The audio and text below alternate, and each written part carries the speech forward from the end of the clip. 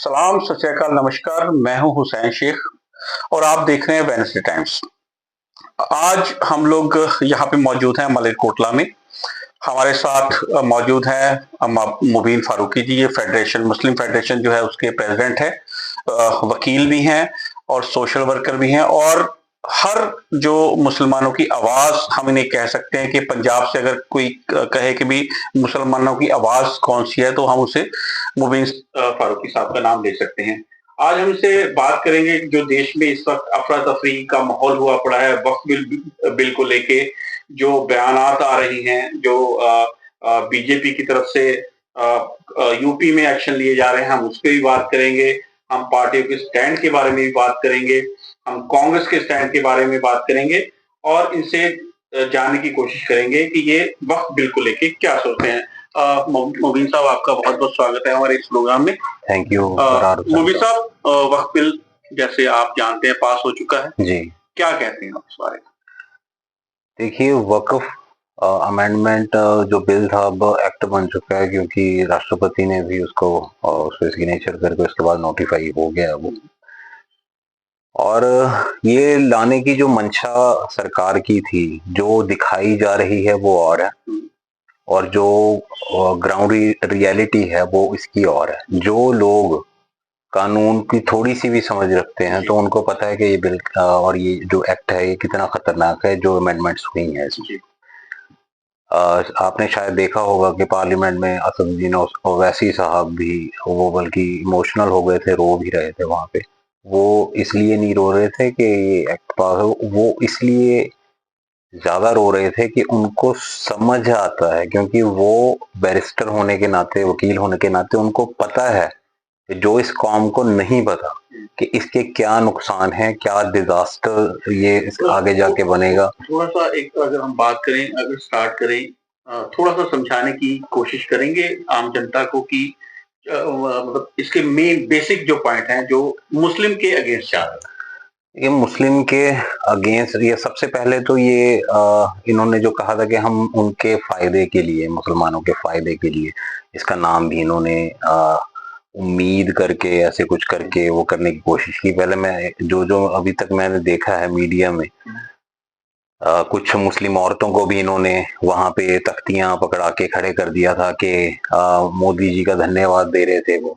तो किसी जर्नलिस्ट ने भी उनसे जब पूछा कि आपको पता है इस बिल में क्या है, तो उन्होंने भी जो लेडीज वहां पे मौजूद थी उन्होंने यही कहा कि हमें तो ये कह के ले आए कि आप लोग किराए पे रहते हो, आपके पास घर नहीं है, कि वक्फ की जायदादों में से, वक्फ की प्रॉपर्टी में से आपको प्लॉट काट के ये देंगे, इसलिए आप मोदी का धन्यवाद कर दीजिए। ये ऑन रिकॉर्ड एक मीडिया चैनल में की है। इसका मतलब ये है कि ये सारा कुछ भ्रम फैलाया जा रहा है कि मुसलमानों के हित में है। मैं सबसे पहले तो ये पूछना चाहूंगा कि किस मुसलमान ने आपको कहा था कि ये अमेंडमेंट्स कीजिए? किसने कहा था कि इसकी जरूरत है? वो कौन है बंदा? वो सामने तो लेके आइए। जब एक जो लॉ होता है ना, वो किसी कम्युनिटी के लिए जब बनता है तो वो इसलिए बनता है कि सारी कम्युनिटी उससे सेटिस्फाई हो जाए, जो बेसिक रूल है लॉ बनाने का। मगर जब लोग ही खुश नहीं है, भारत का जितना मुसलमान है, 25 करोड़ मुसलमान है, वो चीख चीख के कह रहा है कि हमें ये बिल, ये हमें जो अमेंडमेंट्स की हैं, ये हमें ये अमेंडेड एक्ट हमें मंजूर नहीं है। तो फिर आप जबरदस्ती उसको क्यों थोप रहे, जबरदस्ती उसको ऐसा रंग क्यों दे रहे हो कि ये तो हमने अपनी भलाई के लिए आपकी ये एक्ट लेके आए हैं? तो फिर मुसलमान क्या सोच क्या रहा है? मैं बताता हूँ। सबसे पहले तो हमें ये जानना पड़ेगा इन्होंने नुकसान कैसे करने की कोशिश की है। ये देश चलता है संविधान से। आर्टिकल 25 हमें ये इजाजत देता है कि हम किसी भी धर्म को मान सकते हैं, उसकी प्रैक्टिस कर सकते हैं, प्रोपोगेट कर सकते हैं। Article 26 of constitution of India कहता है कि हम उस रिलीजन के जो इंस्टीट्यूट्स हैं, रिलीजियस इंस्टीट्यूट्स हैं, वो उनको हम मतलब उसी धर्म के लोग वो उसको मैनेज करेंगे, जिस धर्म के वो रिलीजियस इंस्टीट्यूट्स होंगे। आर्टिकल 14 कहता है कि इक्वालिटी बिफोर लॉ है, सारे लोग कानून के सामने बराबर हैं। आर्टिकल 15 कहता है कि डिस्क्रिमिनेशन नहीं हो सकती। यहाँ ये पॉइंट बहुत ही महत्वपूर्ण है इसमें कि discrimination on the basis of religion, colour, caste और अलग अलग उसमें है डेफिनेशन, उसमें अलग अलग तरीके से के रंग, नस्ल के उसके ऊपर के किसी तरीके से किसी के साथ कोई भी डिस्क्रिमिनेशन नहीं हो सकती। तो कैसे ये डिस्क्रिमिनेशन की है इन्होंने, तो वो मैं आपको थोड़ा सा रोशनी डालना चाहता हूँ इस पे। सबसे पहले आ जाते हैं हम कि जो 2 नॉन मुस्लिम मेंबर्स वक्फ बोर्ड में, वक्फ काउंसिल में लेने का इन्होंने प्रावधान कर दिया, मैंडेटरी कर दिए हैं कि वो लेने ही लेने। This is first point. हाँ, फर्स्ट पॉइंट। जी जी, जो मुस्लिम कमेटी है ऑब्जेक्ट कर रही है। सबसे पहले हम काशी विश्वनाथ मंदिर की एक मिसाल ले लेते हैं कि उनका जो ट्रस्ट है, जो मंदिर के अफेयर सारे चलाता है, जो एक बोर्ड है, वो ट्रस्ट बना हुआ है, तो उस बोर्ड का जो चेयरमैन है वो जो वहां का मौके का डीसी होगा, तो वो उसका चेयरमैन होता है। मगर उसमें इन्होंने एक प्रोविजन ये डाली है कि अगर वो नॉन हिंदू होगा तो उससे नीचे के रैंक का या उससे ऊपर के रैंक का जो बंदा होगा, ऑफिसर अवेलेबल होगा, वो उस ट्रस्ट का चेयरमैन बनेगा। तो वहां तो नॉन हिंदू ऑफिसर तो एक गवर्नमेंट एम्प्लॉय है। अब वहां पे अगर हम बर्दाश्त नहीं कर रहे हैं तो मुस्लिम्स के ये जो वक्फ के अफेयर्स हैं उसमें 2 नॉन मुस्लिम बंदे कैसे आप इसमें ऐड कर सकते हैं? एसजीपीसी में नहीं कोई नॉन सिख ऐड हो सकता। इसमें जी, मैं कहूँगा, देखिए अगर बोर्ड बन रहा है, मान लीजिए जी, बोर्ड में 10 मेंबर होते हैं, हम हर बात पे बोर्ड में 10 मेंबर होते हैं, तो अगर नॉन मुस्लिम आ भी गए तो 8 तो मुस्लिम हैं जी, वो ऐसा कुछ कर सकते हैं वो 8 के रहते हुए? मैं बताता हूँ। जब बोर्ड की नॉमिनेशन होती है तो वो सरकार की तरफ से होती है। ज्यादातर चेयरमैन भी जो होता है बोर्ड का, वो भी सरकार ही अपॉइंट करती है। तो कल को अगर 2 नॉन मुस्लिम, वो भी कोई धड़ल्लेदार बंदे ही डालेंगे, अगर किसी बोर्ड में अगर सरकार नॉमिनेट करेगी तो उनमें से अगर कोई चेयरमैन अपॉइंट, कोई रोक थोड़ी सकता। और दूसरी बात, तो वो अगर उनका कोई काम नहीं है तो वो उनको वो शामिल क्यों किया जा रहा है? और सबसे बड़ी बात जो है, मान लीजिए मेरा घर यहाँ है, ये मलेरकोटला में है, कोई XYZ, को लुधियाना में कोई मस्जिद है, वहां पे मेरे ऊपर ये रोक लगा दी जाए कि मैं वहां पे जाके कोई दान नहीं दे सकता, मैं कुछ वहां पे वक्फ या मैं कुछ दान नहीं दे सकता। एक मिसाल। हाँ, जो मेरी समझ है वो ये है कि सपोज आप नॉन मुस्लिम हैं और आप मुस्लिम बन गए। हाँ जी, हाँ, और सामने आपके घर की मस्जिद है या कहीं भी मस्जिद है, तो आप उस मस्जिद को 4 या 5 साल गालिबन मेरे ख्याल से आप उनको तो वो दान नहीं कर सकते। ऐसा कुछ प्रावधान यही मैं इसी पे आ रहा हूँ।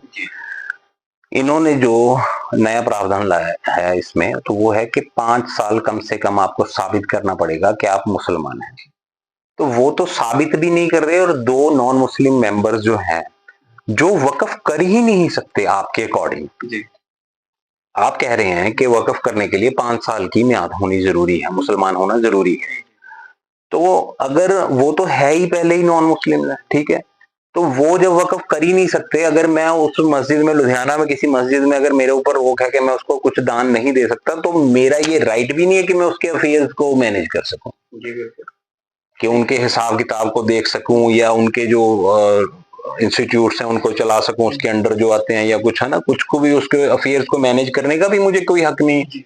जब मैं एलिजिबल ही नहीं हूं उसका फायदा करने के लिए, तो फिर मैं उसमें क्यों इंटरफेयर करूंगा? ठीक है, सबसे पहली बात तो ये है। दूसरी बात, ये कॉन्स्टिट्यूशनल ग्राउंड पे ये कितनी गलत बात है कि किसी और धर्म के रिलीजियस इंस्टीट्यूट्स में कोई गैर धर्म का बंदा नहीं आ सकता। नॉन हिंदू किसी बोर्ड या एंडोमेंट बोर्ड्स हो गए, श्राइन बोर्ड्स हो गए, उनमें नहीं आ सकता कोई नॉन हिंदू।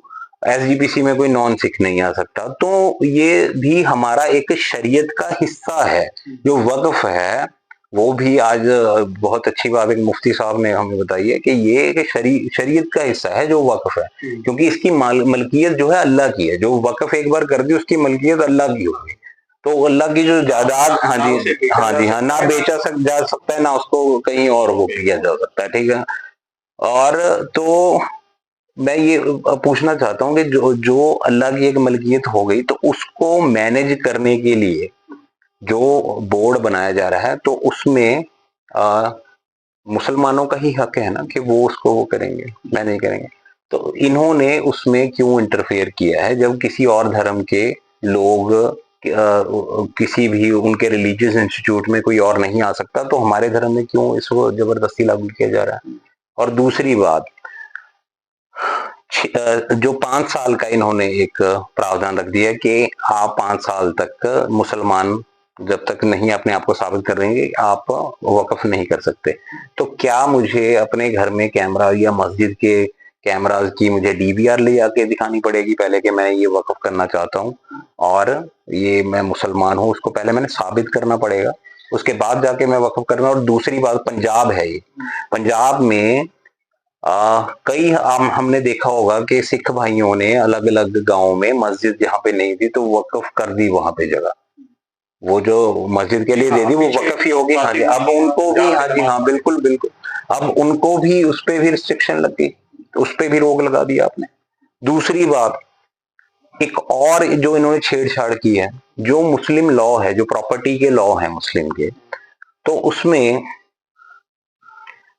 जो एक आदमी है जिसके नाम पे कोई प्रॉपर्टी है तो वो उसका एब्सोल्यूट ऑनर है, वो अपने जीते, इस्लाम में या मुस्लिम लॉ में जद्दी जैसे ये क्लेम कर लेते हैं कि दादे लाई जैसे कहते हैं पंजाबी में कि वो प्रॉपर्टी को जी पोता क्लेम कर लेते हैं। हाँ जी हाँ जी हाँ हाँ जी, हाँ विरासत में आ रही है, एंसेस्टर प्रॉपर्टी जो उसको क्लेम कर सकता है कि जी बाप बेच ना सके जी हमारा हिस्सा वो कर दिया, ठीक है।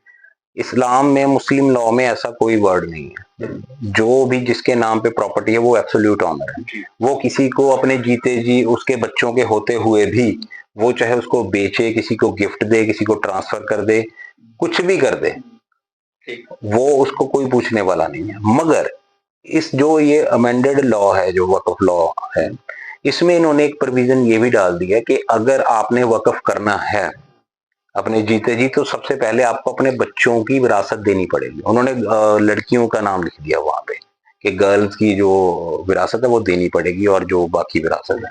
तो मुझे ये समझ में नहीं आता कि ये तो आप उसके जो मुस्लिम प्रॉपर्टी लॉ उसको उसके साथ भी आप तो छेड़छाड़ कर गए इसके साथ, इसके हिसाब से तो कि उसके पहले आप विरासत अपनी दो, ठीक है, उसके बाद जाके आप अपना वक्फ कर सकते हैं। तो ये तो किसी के दान देने के ऊपर भी रोक लगाने की बात है। और इनकी मंशा जो है, एक तो नया कोई वक्फ ना बने, ये है। दूसरा जो इन्होंने कानून में एक जो ये संशोधन किया है तो उसका सीधा सीधा असर पड़ेगा। जैसे कि इन्होंने एक अमेंडमेंट ये की है कि जो अभी डिस्प्यूट राइज होगा कोई भी सरकार के साथ तो उसको डीसी कलेक्टर देखेगा। तो मैं ये पूछना चाहता हूँ कि कौन सा कलेक्टर अपनी सरकार का ही इंतकाल तोड़ के वक्फ के नाम कर देगा, वक्फ बोर्ड के नाम कर देगा, ठीक है। तो इन्होंने एक तरह से ट्रिब्यूनल की पावर्स इन्होंने कम कर दी हैं। और सबसे बड़ी जो एक इन्होंने बात, आप इसी से इनकी मंशा समझ सकते हैं कि ये कह रहे हैं कि हम वक्फ की जो इनक्रोचर्स हैं या जिन्होंने इलीगल उस पे पोजेशन है जिनका, उसको वक्फ के ऊपर आना अधिकारित जो कब्जे हैं उनको हटाने के लिए ये हम लेके आए हैं। वो हटाने के लिए नहीं, आप उनको बढ़ाने के लिए, बल्कि उनके हाथों में जो आपने जो इनक्रोचर्स हैं उनके हाथों में जो हथियार दिए हैं वो मैं आपको बताता हूँ। सेक्शन 52A था, उसमें 2 साल की कड़ी सजा थी उसमें प्रावधान। अगर कोई अलॉटमेंट के बगैर कोई वक्फ की प्रॉपर्टी को ऑक्युपाई करता है, उसको इंक्रोचमेंट करता है उस पे या उसको बेचता है, खरीदता है, तो उसके ऊपर 2 साल की नॉन बेलेबल ऑफेंस था और 2 साल की कड़ी सजा थी। अब इन्होंने उसको कम करके 6 महीने की कर दी और उसको बेलेबल कर दिया, सिंपल इम्प्रिजनमेंट कर दिया।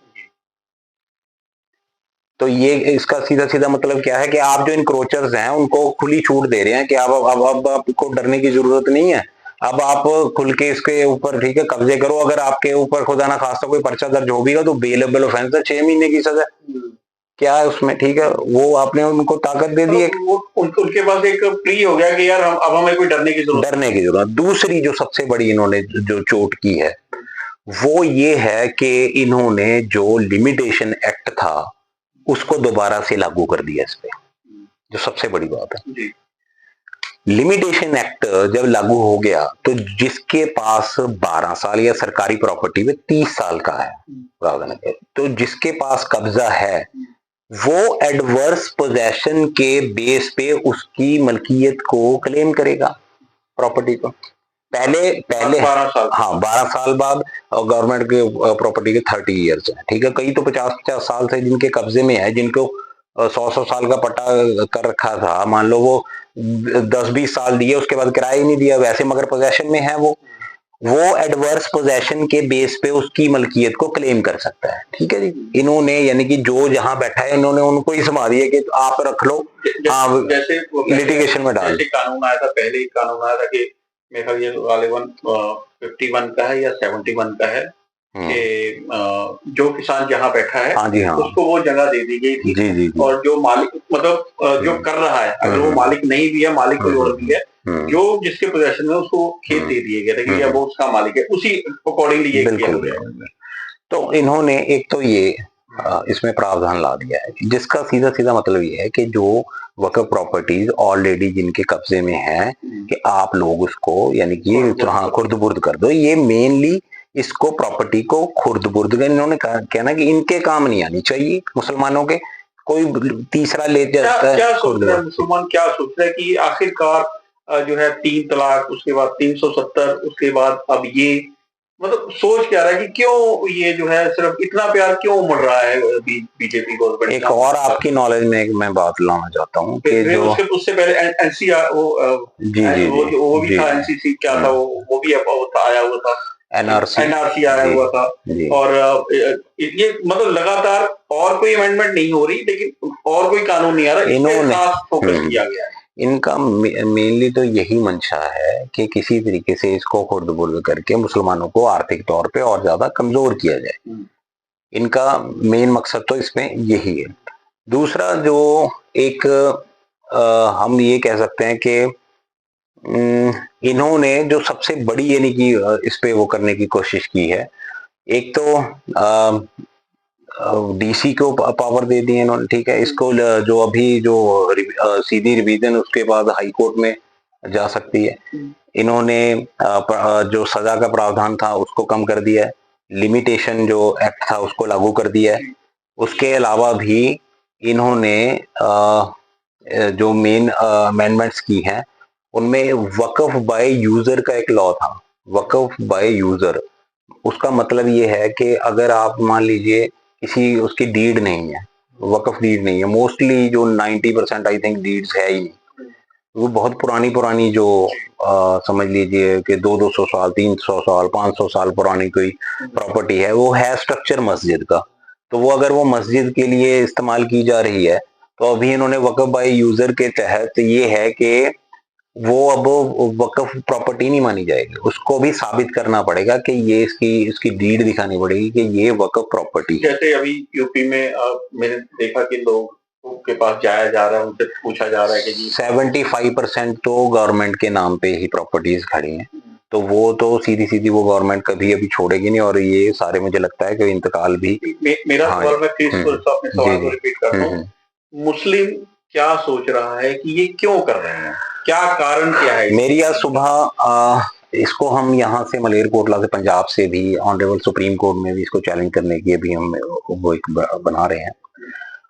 और मेरी सुबह जब मेरे दोस्त हैं वहाँ ऑनरेबल सुप्रीम कोर्ट में तो उनसे बात हुई, तो उन्होंने एक बात और नॉलेज में मेरे लेके आए कि अभी इन्होंने जो बिल्कुल भी डिस्कस ही नहीं हुआ कहीं पे, ना पार्लियामेंट में डिस्कस हुआ, ना वो लाइन थी उसमें उस वक्त, एक नई जो अमेंडमेंट थी वो है 3D। 3D के तहत इन्होंने जब राष्ट्रपति के पास गई है सिग्नेचर के लिए, फाइनल होने के लिए, उस वक्त वो लाइन डाली गई है, और जिसके तहत जितनी भी हिस्टोरिकल बिल्डिंग्स हैं मुस्लिम की वक्फ की, या जैसे ताजमहल या हुमायूं का मकबरा, कुतुब मीनार में जो मस्जिद है, काफी मस्जिदें हैं दिल्ली में तो काफी ज्यादा हैं, जो भी आर्कियोलॉजिकल डिपार्टमेंट के अंडर है जैसे पुरानी, जैसे अभी यहाँ पे मलेरकोटला में किला है, वो भी हम तो खुद कह रहे हैं कि आर्कियोलॉजिकल डिपार्टमेंट इसको देखे ताकि इसकी देख रेख हो सके। वो इसलिए थोड़ी हम कह रहे हैं कि हाँ, वो तो देख रेख का मतलब उनके पास एक टीम होती है जो जो पुरानी धरोहरों को बचाने के लिए, उनमें मरम्मत करने के लिए, हाँ मरम्मत करने, इसलिए हम तो कहते हैं। तो इन्होंने एक बड़ी चालाकी की है उसमें कि जो ASI, archaeological survey of India, इनके अंडर जो प्रॉपर्टीज हैं उन पे वक्फ कोई क्लेम नहीं कर सकता। वो सारी प्रॉपर्टीज एक लाइन से, एक झटके में, हाँ ये हिडन था, हाँ नहीं हुआ, अभी नहीं हुआ, आपने सुना भी शायद पहली बार हुआ जी, मैंने पहली बार, हाँ जी हाँ। तो ये सारी प्रॉपर्टीज भी गई, तो उस पे अभी वक्फ क्लेम नहीं कर सकता बोर्ड। तो ये देखिए कि कितनी चालाकी से इन्होंने, यूपी में कितनी यानी हिस्टोरिकल प्लेसेस हैं, बल्कि ताजमहल के ऊपर भी वक्फ ने दावा किया हुआ है कि ये शाहजहां ने, जो वहां पे मकबरा है, क्योंकि जो ऑटोमेटिकली जहाँ पे कब्रें हो, खानका हो, कब्रिस्तान हो, मस्जिद हो, तो वो ऑटोमेटिकली वक्फ ही उसको मैनेज करता है ना। तो उन्होंने जो दावा किया था वो भी उस पे भी, यानी कि इन्होंने सारी जो हिस्टोरिकल प्लेसेस थी वो भी सारी गई मुसलमानों के हाथ में। मैं फिर एक बार अपने क्वेश्चन को बगीचा और रिपीट कर रहा हूँ।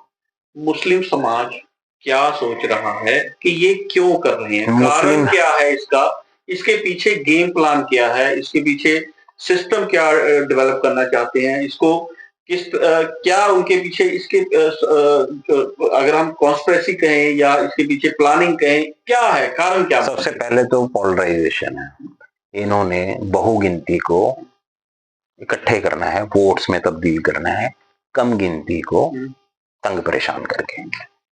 कई हमने देखी होंगी वीडियोस जिसमें साफ साफ तौर पे लोग कहते हैं कि हमें महंगाई, हम तो 2000 लीटर पेट्रोल, मगर इनको तंग करो। यार ऐसे देश चलता है? मैं तो उनसे भी अपील करता हूँ कि ऐसे क्या हम किसी देश की तरक्की ऐसे कर सकते हैं? लोग कहाँ से कहाँ पहुंच चुके हैं और हम इन्हीं चीजों में हम मस्जिदें खोद रहे हैं, कहीं पे कब्रिस्तान, अभी एक वीडियो आई थी वहां पे हमने दफन नहीं होने दिया। इनसे आपको क्या फायदा होगा? ये इतना जहर घोल दिया गया है पोलराइजेशन के लिए, अपनी वोट बैंक के लिए, अपनी राजनीति के लिए, कि आज बहुगिनती सिर्फ इस बात में खुश है कि जो अल्पसंख्यक हैं वो तंग हो रहे हैं। नहीं, इसमें जैसे अभी बीजेपी में वहां पे सदन में, संसद में उन्होंने बयान भी दिया, अमित शाह जी का बयान सुन रहा था, और मैं किरण रिजिजू का भी बयान सुन रहा था, मैंने लगभग सबके सुने। लेकिन उन्होंने एक बात कही कि भी ये लोग इसलिए ज्यादा, जो विपक्ष है इसलिए ज्यादा दबा हुआ है, इसलिए ज्यादा वो हुआ है कि अब हम पंजाब जो वक्फ बोर्ड है उसमें हम, ये वो कानून है जिसकी वजह से जो वहां पे अनियमितता बनी हुई थी, वहां पे करप्शन जारी था, उस पे चोट पड़ेगी, उस चीज को उसकी तरफ अब इनमें दिखाई दे रही है। देखिए, करप्शन तो बढ़ा दी है इन्होंने, इसमें कितनी सच्चाई है? सच्चाई कुछ नहीं है इसमें। इन्होंने जो इनके असल में बात ये है, उसमें कुछ हमारे जो मुसलमानों में जिनके पास ये जिम्मेदारी थी, वक्फ बोर्ड के मुलाजिम थे, ईओज थे, या जो पहले मुलाजिम रह चुके हैं, उन्होंने जो छोटे छोटे अपने फायदों के लिए अपने पेट में आग भर के यतीमों मस्कीनों का माल जो वो बेचा है, जो उस पे गलत तरीके से कब्जे करवाए हैं, तो वो भी बहुत बड़े जिम्मेदार हैं। अब जो ये जो कब्जे हैं, मैं कहता हूं कि मेरे ख्याल से 80% वो नॉन मुस्लिम्स के पास है, और कई तो ऐसे पूंजीपतियों के पास, और कई तो बल्कि राजनीतिक लोगों के पास है, 200-200 300-300 बीघे, 200 300 हेक्टेयर के जो है। और सबसे बड़ी मिसाल ये है कि जो सब देश का सबसे अमीर आदमी है अंबानी, तो उनका जो घर है वो शिया यतीम खाना था, वो उसके ऊपर वक्फ प्रॉपर्टी के ऊपर बना हुआ है। ये भी कहा जा रहा है कि आजकल मैंने फेसबुक पे देखा कि जी वो जो सब कुछ किया गया है, जो ये कवायद की गई है, उन्होंने उनको उसकी आड़ में उनको खुश करने के लिए वो अपना भी एक पोलराइजेशन, दो इन्होंने देखिए डिफेंस की जो प्रॉपर्टी थी उसको इन्होंने बेचने की वो प्रावधान ले आए हैं कि जो एक्सेसिव लैंड है डिफेंस की वो बेच सकते हैं। ये इन्होंने नया जो कानून लेके आए थे ये पीछे। उसके बाद रेलवे की प्रॉपर्टी अगर जी ज्यादा पड़ी है तो जी उसको लीज आउट कर दो, 100 साल के पट्टे कर दो। किसके नाम पे आपको पता ही है वो कौन सी है ना फर्म्स हैं।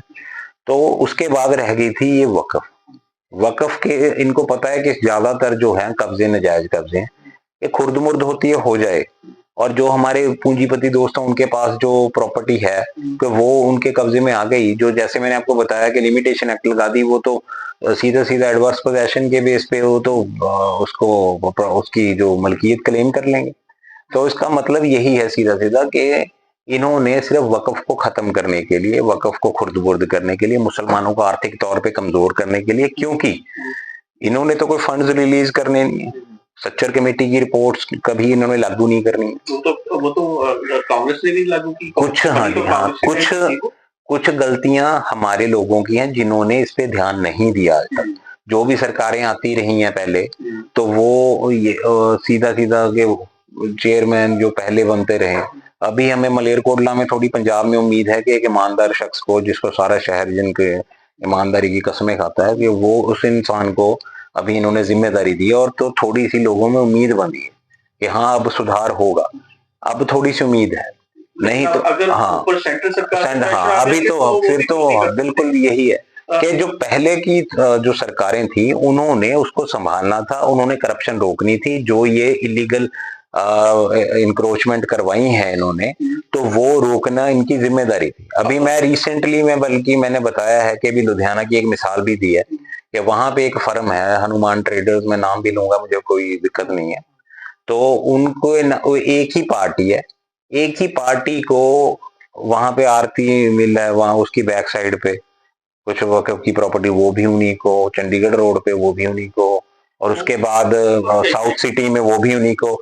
ये आपस में साठ-गांठ करके इसमें देखिए बात तो यहाँ है ना कि देखिए इस वक्त जितने भी ईओज हैं जी, मैं ईओज को लगभग सारे पंजाब में मुस्लिम ईओ हैं जी जी, तो कहीं ना कहीं ये मुस्लिम ही उनको ये साठगांठ। तभी तो मैं कह रहा हूँ ना कि ये गलतियां तो हमारे जो पहले जिनकी जिम्मेदारी थी करप्शन रोकने की, पहले जो सरकार यहाँ से पहले हुई, देखिए बोर्ड तो अभी तो ये भी महीना हुआ है तब बना, इनको तो हम कुछ कह ही नहीं सकते। जो पहले की सरकारों ने बोर्ड बनाए थे उनकी जिम्मेदारी थी कि वो करप्शन को रोकते, मगर उन्होंने रोकने की बजाय वो खुद मुलव्वस हो गए उसमें और खुद करप्ट हो गए। पंजाब वक्फ बोर्ड के हालात मैं बहुत अच्छे से जानता हूँ, मैं करीबी दौर से निकला हूँ जी। मुझे कुछ ईओज ने खुद ये बात कही है, मेरे सामने एडमिट किया है कि देखिए जी हम करते हैं जी, लेकिन हम पंजाब वक्फ बोर्ड का पेट भर के फिर करते हैं, बट करते हैं, ये एडमिट किया मेरे सामने। आगे मैं इसको ये चलिए हम अभी हमारा मुद्दा पंजाब वक्फ बोर्ड या वो नहीं है, हमारा ओवरऑल वक्फ बोर्ड है जी। तो आप नहीं समझते मुबीन सर के चाहे हम कांग्रेस को लें जी, चाहे हम अदर बीजेपी को ले, ये आपका अकाली दल को ले लें, चाहे आप पार्टी को ले लें, चाहे आप जो है और अदर पार्टी ले लें, वो उस आप एनआरसी वाले कानून पे चले जाइए, आप जो है 3 तलाक वाले कानून पे चले जाइए, आप लोग जो अब ये कानून पास हुआ है, तो ये जो विपक्ष है ये नाकामयाब नहीं हुआ। ये हमारा जो मुद्दा जिन्हें हमें आप लोगों ने जिता के भेजा था, वो आपकी आवाज रखने के लिए, आवाज को बुलंद करने के लिए नाकामयाब रहा। देखिए अगर गहराई में अगर आप करना नहीं चाहते, गहराई में जाएंगे तो ये सारे जितने कांटे बीजे ये सो कॉल्ड मुसलमानों की हमदर्द पार्टियों ने ही बीजे। जो आप अभी कांटे चुग रहे हैं ना, ये वही कांटे हैं जो इन्होंने बोए थे उस वक्त। ये जो एनआरसी सीए ये किसने शुरू किया था? ये 1985 में असम अकॉर्ड जो साइन किया था, किसने किया था? राजीव गांधी ने किया था। जो बाबरी मस्जिद का, राम मंदिर का जो इशू सबसे बड़ा रहा है आज तक, चलो अभी तो जो भी उसका फैसला हुआ अदालतों में, अभी मुतमईन हुए हैं मुसलमान, क्योंकि इसके अलावा और कोई चारा नहीं था, मगर उसके ताले किसने खुलवाए थे? वो भी हर जगह पे जहां पे भी आप देखेंगे तो ये जो आज मुखौटा पहन के मगरमच्छ के आंसू निकाल के हमें दिखा रहे हैं, तो इसकी जिम्मेदार यही सो कॉल्ड मुसलमानों की हमदर्द पार्टी। और जो बंदा हमारे हक के लिए लड़ेगा, वहां पे लड़ रहा है और हमारी आवाज बुलंद कर रहा है पार्लियामेंट में कब से, तो उसको ये फतवा लगा देते हैं कि ये बीजेपी का एजेंट है। तो वो बीजेपी का जिसको ये एजेंट बता रहे थे, असदुद्दीन ओवैसी, मैं उनका नाम भी लूंगा, तो ये वो बंदा अपनी कौम के लिए वहां पे बैठा रो रहा था। क्यों रो रहा था? कि उसको समझ आ रही थी कि हाँ इसका नुकसान क्या है, क्योंकि वो खुद वकील है, उसको पता है कि इसके क्या क्या नुकसान है। कहीं ना कहीं आप पे भी इल्जाम लगते रहे हैं कि भी ये जो है बीजेपी की। हाँ हाँ हाँ, बिल्कुल इल्जाम लगते रहे हैं। वो क्यों लगते रहे हैं? क्योंकि यहाँ पे भी तो कांग्रेस की ही सरकार थी। ये जो ठेका है ना जी, उसमें एक चीज हाँ जी हाँ, जो है मैं मेरा भी ऑब्जर्वेशन है उसमें कि देखिए पहले इनकी 2 सरकारें में या 3 गालिबन बन चुकी हैं, कोई इन्होंने मंत्री नहीं लिया उसमें, मुस्लिम मंत्री नहीं लिया। अगर हम बात करें पंजाब की, इन्होंने पंजाब में पहली बार सरकार बनी, इन्होंने पंजाब में भी कोई मुस्लिम मंत्री या किसी उसको नहीं लिया। तो कहीं ना कहीं ये भी नहीं लगता कि आप भी इतना कोई फेवर में। आपसे पहले हम अपने जो सबसे प्यारी पार्टी उसके ऊपर तो आ जाएं। ये जो आप कह रहे हैं कि आपके ऊपर भी इल्जाम, ये जो एक सर्टिफिकेट्स बांटने का जो ठेका है ना इंडिया में, दूसरे को यानी कि उस पे इल्जामात लगाने का, वो एक पर्टिकुलर पार्टी है, उसका नाम है कांग्रेस।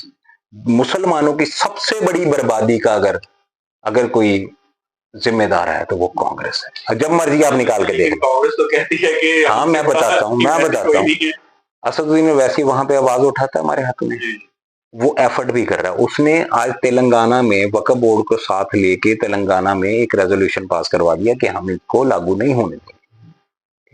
एक बीजेपी का एजेंट है, वो आपके लिए खड़ा होकर वहां पे बिल की कॉपी फाड़ रहा है, वो आपके लिए बैठा वहां पे रो रहा है, और एक पार्टी उसको बोल रही है बीजेपी का एजेंट है। मैं हूं, मैंने एक, आपको भी पता है कि जो Kathua gangrape and murder case था, उसमें मैं जानता हूँ, मेरा अल्लाह जानता है कि उसमें मैंने क्या क्या मैंने अपनी जात से खोया है। उसमें तो हाँ, उसमें हाँ, मैं यही बात बता रहा हूँ। वो आरोप सारे एक ही जगह से, एक ही हाउस से उठ के, तो वो गलती यही है कि हम अगर तो असदुद्दीन ओवैसी आज कांग्रेस ज्वाइन कर ले तो उससे तो बड़ा कोई वो इनके लिए मसीहा नहीं होगा कोई। और मैं अगर आज किसी हाउस के जाके वहां पे घुटने टेक दूं तो मुझसे भी ईमानदार और मुझसे भी ज्यादा कोई नेक इंसान वहां से डिक्लेयर कर देंगे, सर्टिफिकेट दे देंगे। सब क्या लगता है अब जो मुस्लिम्स का एक्शन क्या रहेगा? सबसे पहले दोस्तों और दुश्मनों में फर्क करना शुरू कर दें आप। आपको अगर वो चश्मा वही हमने लगाई रखा ना, वो सेकुलर पार्टी का ये है, वो ये खत्म हो रही है, ये सबसे पहले खत्म होनी चाहिए।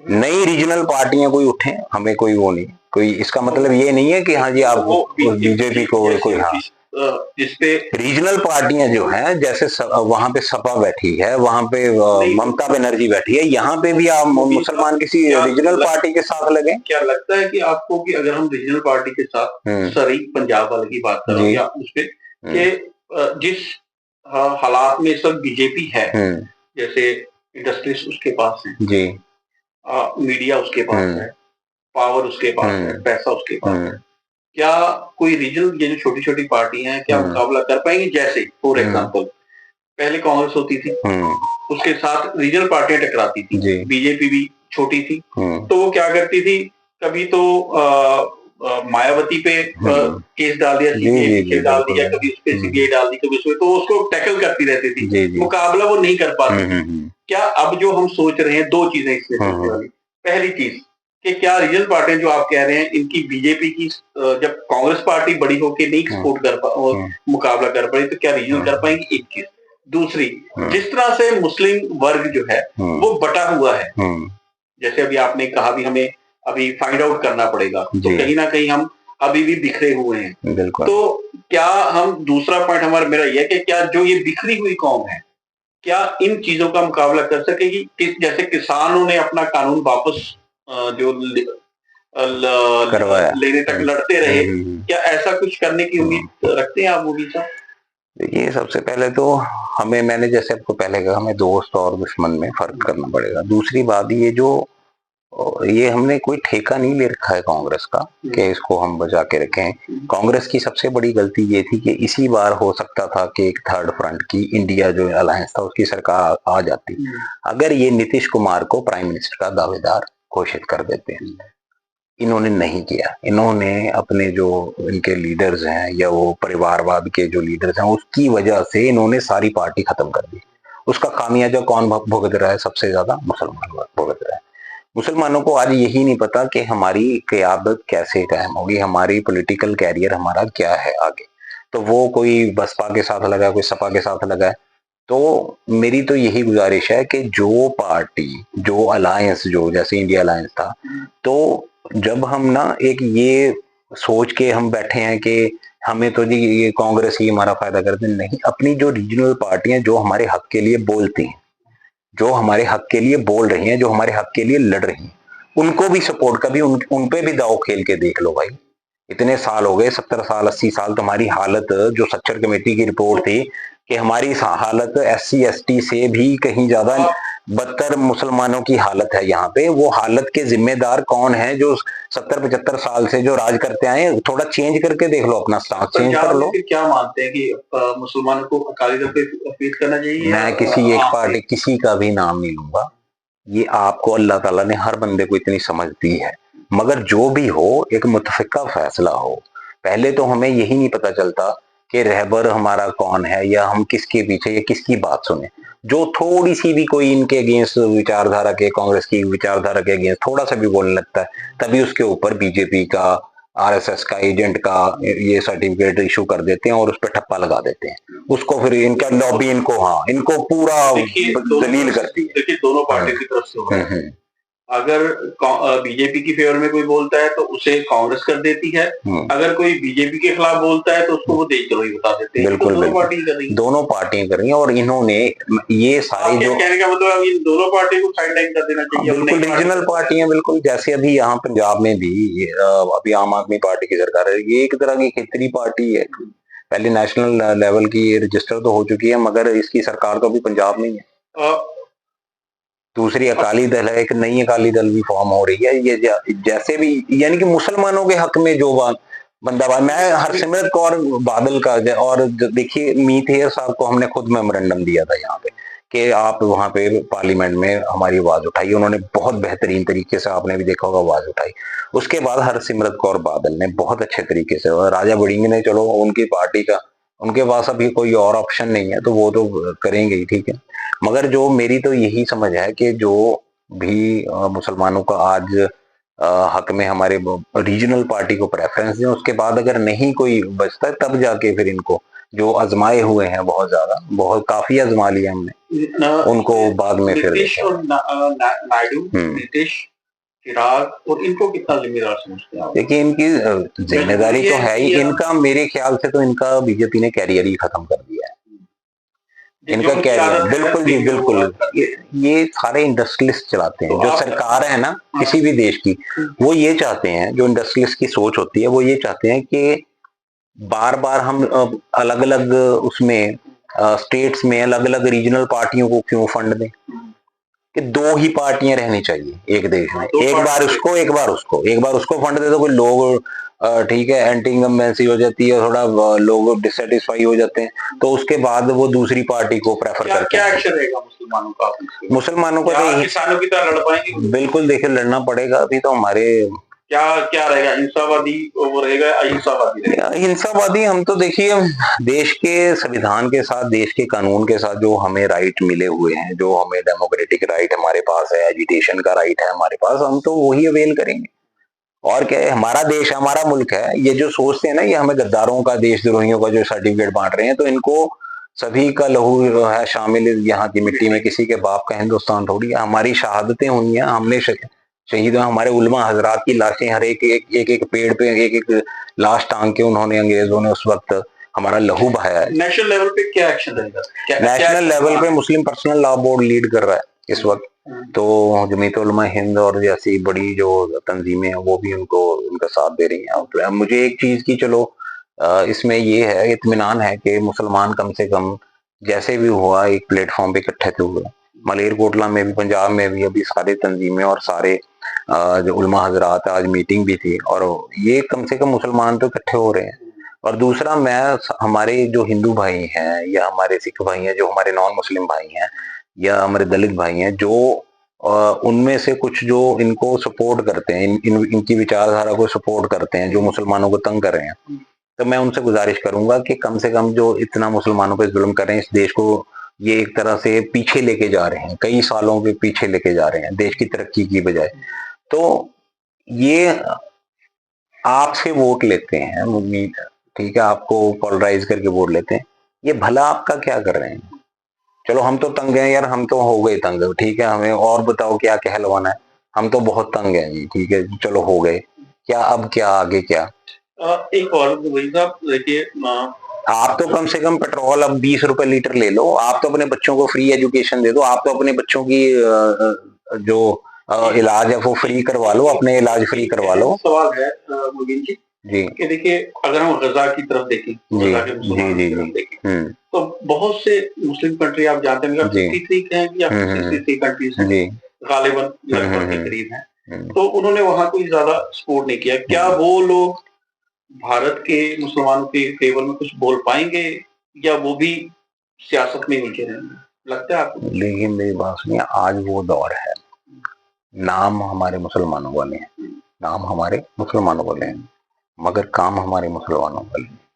और मैं नहीं समझता कि मुसलमान कभी भी इन चीजों से कभी घबरा सकता है, क्योंकि ये जो जिंदगी दी है ये तो है ही एक इम्तिहान के लिए भेजा गया है। कितना मजबूत है आप इस कानून के खिलाफ लड़ने के लिए, कितनी मजबूत देखिए, महसूस कर? हम तो जैसे भी है, जो हमारी जो नेशनल मुस्लिम लीडरशिप है, वो जो हमें प्रोग्राम देगी, या पहले हम यहाँ पे जो एक डिसाइड किया है, इंशाल्लाह इस फ्राइडे को 11/4/2025 को बाद नमाज जुमा 2 बजे सरहदी गेट में हमने एक प्रोटेस्ट के लिए कॉल दी है 11 तारीख को इंशाल्लाह।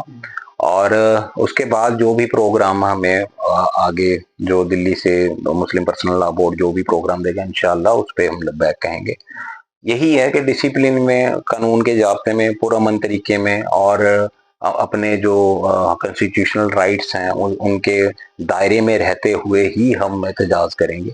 मैं सारे मुसलमान भाइयों को ये अपील भी करना चाहता हूँ आपके चैनल के माध्यम से कि हमें अभी बहुत ही सब्र से काम लेने की जरूरत है। अल्लाह पाक ने भी कुरान में फरमाया कि सब्र और नमाज से मेरी मदद लिया करो। और ये वो नमाज तो पढ़ते नहीं। हाँ, यही बात है। मैंने जो पहले आपको बात कही है कि नाम के मुसलमान है, काम के मुसलमान थोड़ी आजकल। कहा मुबीन साहब, बुरा मत मानिए, आप मुस्लिम से बिलोंग करते हैं, उन्होंने कहा कि मुसलमान जो है वो नबी को, कुरान को, अल्लाह को मानता है, बट उसकी नहीं मानता। वही वजह है कि वो इस वक्त जो ये चीजें झेल रहा है, उसका ये बड़ा कारण है। जी। अब मुझे नहीं पता आप कितने से मुत्तफिक होंगे। एनीवे, आप लोग बात कर रहे थे मुबीन साहब से, पूरा जोश है और हिम्मत के साथ ये कह रहे हैं कि ये लड़ेंगे। अब देखना ये होगा कि क्या ये जितनी भी मुस्लिम ऑर्गेनाइजेशन है इकट्ठी होके एक जगह, एक प्लेटफॉर्म पे इकट्ठी होके एक साथ बीजेपी गवर्नमेंट से लड़ पाएंगी या नहीं लड़ पाएंगी, ये आने वाला वक्त बताएगा। वेंस टाइम्स के लिए हुसैन शेख, मलिक कोटला, पंजाब।